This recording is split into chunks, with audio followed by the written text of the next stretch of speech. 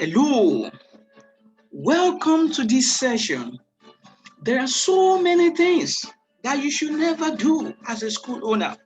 But in this series, I'm going to unveil 5 things you should never do as a school owner if you want your school to grow.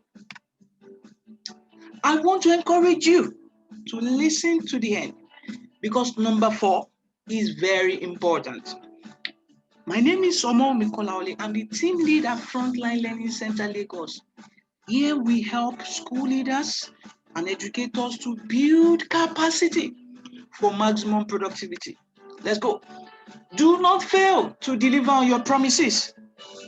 I have seen many schools, they are defaulting. Maybe for one reason or the other, students are not able to go for excursion that they've paid for. Maybe the school club that parents have paid for could not hold for some reason.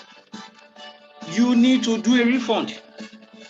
You need to do a refund. Do you deliver all items paid for on time? Customer service is key. Customer service is key. Although customers are not always right, but we must always try to make them feel they are right. That's by prompt response to their concerns. So try as much as possible to deliver on your promises. Do not make a promise that you know you cannot fulfill because customers will hold you by that. Another thing you should never do as a school leader or school owner, do not criticize your leaders or teachers in public. Do not criticize superiors in the sight of followers. Do not criticize teachers in the presence of parents, in the presence of students. By doing that, you are only telling them that those teachers have no worth or those leaders have no worth. Don't criticize a teacher or principal in the presence of teachers. Do not criticize teachers in the sight of students. Don't criticize in public. Call them to your office and talk to them. You can praise them in public. That will encourage performance, but do not criticize in public. Another area, we need to show empathy. That is, putting yourself in that person's shoe. Do not use deduction of salary as means of instilling discipline in staff. There are other means of doing that. You can get our school leaders manual for a token. You see it there. It's one of the content.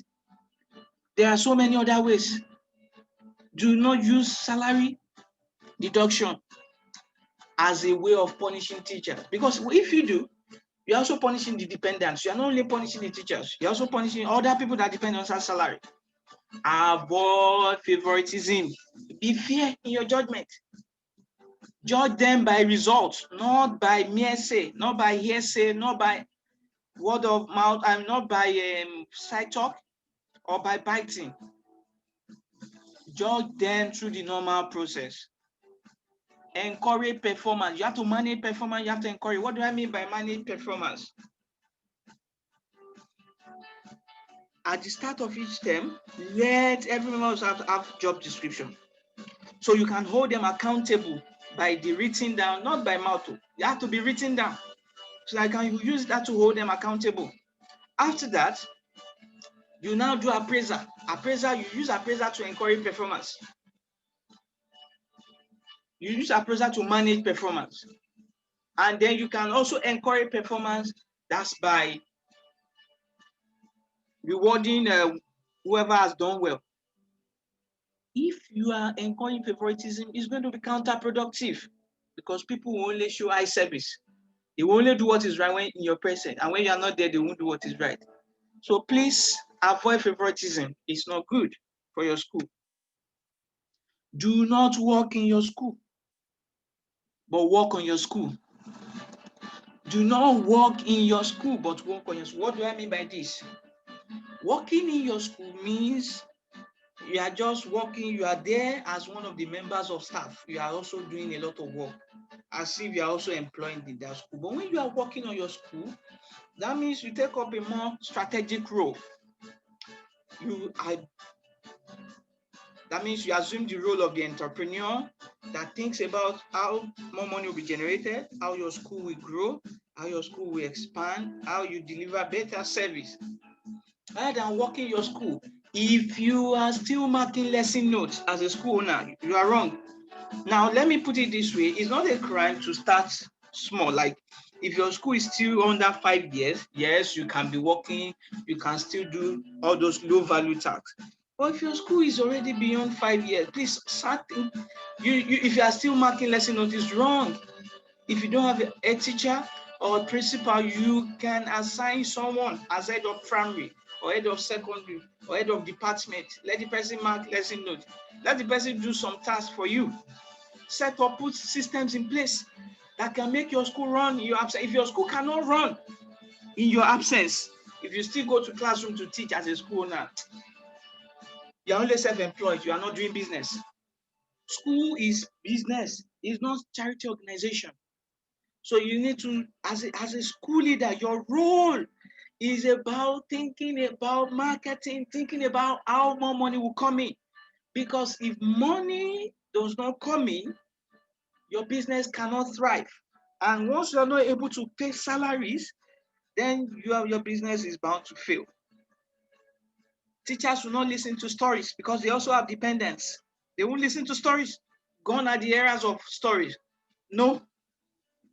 So it is your fault. So what you have to do is put systems in place. Let your money work for you. Put system in place so that you can take a more strategic position that you'll be able to think. You have time to think innovatively of how to be able to have time to get fresh ideas, fresh insights that can move your school forward. I encourage school leaders, school owners to always sharpen your axe. Sharpen your axe. That is, go for training, improve yourself, go for knowledge. Go for knowledge, learn about best practices. That's what business leader, that's your role as an entrepreneur. You have to be creative, you have to be innovative, you have to bring fresh ideas. You are not meant to be, to be stuck in the daily to day activities, marking lesson notes, running around, running after teachers here and there. No, put systems in place that will allow that to be done so that you can even lead from home, so that your school can run in your absence. If you need more guidance on this, on how to put systems in place that will allow your school to run in your absence, you can reach out to me. We have templates for that. We have systems that will help schools to develop, other schools develop for other schools, and it will definitely work for your school. But principles are universal, and it's going to yield predictable results over and over again. So many school leaders give the excuse of not having time as the reason for not reading books or going for training. Let me tell you, it's not because you don't have time. It's because of the wrong mindset. Let me put it this way. There was this lumberman that I was given an assignment to cut down a tree, but the axe was actually blunt. So with that blunt axe, the job will take him 10 hours. And he was advised to go and sharpen the axe. He kept complaining that he doesn't have time. Mind you, if he sharpened the axe, if it takes 2 hours to sharpen that axe, the job will be done in 2 hours. So that means he will spend 4 hours doing the job if he is able to sharpen his axe. 2 hours for the job, 2 hours to sharpen the axe. But he kept saying he doesn't have time. And he spent 10 hours struggling to do the job. So you can see, it's not that you don't have the time. It's because of the wrong mindset. Now, if you can dedicate time to go for training, to go for knowledge, that job you are trying to do, you will get it done very fast because you'll be more productive. You'll be more productive. Do not delay staff salary.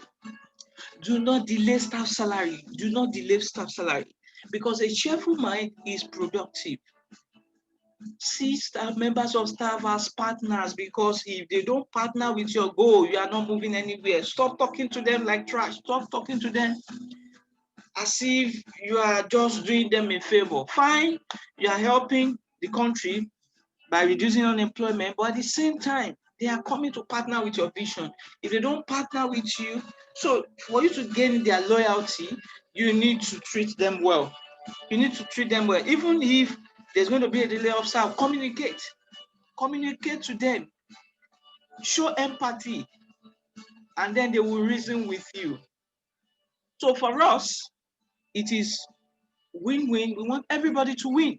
So you can always reach out to us if you need more clarification on any of the points I've discussed, I've raised so far. Now there's a special offer. There's a special offer. You can get our recorded lesson on 5 guaranteed strategies for building a leading school. And if you get it, there's a bonus for you. The school administration manual contains a whole lot of things. Templates for appraisal, templates for feedback form, about PTA, how to handle parents' complaints, how to manage school facilities, how to security and safety in school, ethics of teachers, job descriptions, a whole lot that you get that for free if you sign up for our special offer today. You can also engage our services. We do URFS training, we do Cambridge Primary, we do IGCSE training in February, August, April and December of every year. Also consult us, contact us for school growth on different areas of school growth. We still remain at your service. Always passionate about building a winning school. Thank you